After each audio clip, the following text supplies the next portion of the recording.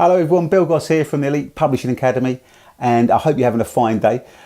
Listen, the biggest frustration I've had over the past 10 years of helping over 4,000 experts write, print, publish and promote their books is not enough of them have had the right direction in selling their books. All the energy seems to be put into pre-publication and then very little effort into selling the darn thing, and they give up really easy. So today I want to talk about how do you publish a book and then sell your first 1,000 copies. And this video could go on for about 2 days, but I'll try and keep it fairly short. The first thing that I want to discuss is number one, which is to build your tribe. Use the people around you to spread the word. Look at your local networking groups, who's on your email list, and God forbid, even if you dare to pick up your phone, call them, speak to them, and then go and see them. Ask them who do they know that might be interested in what you've written, and discuss that with them. Find out who's about. Number two would be, unfortunately, you're going to have to put your hand in your pocket. Sorry to say that, but Rome wasn't built in a day or cheaply. So you're going to have to invest in online and offline promotions, and we'll discuss that.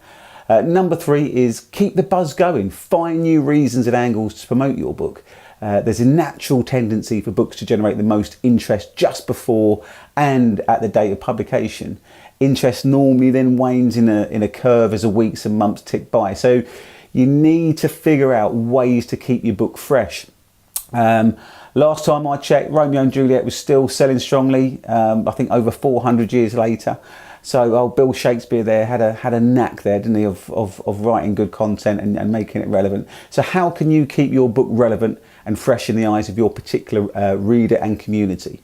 Marketing and selling a book is a long distance run, actually, and there's no way it's a sprint. So don't focus on the finish line of the publication date. That's only the beginning of your journey to make your book count.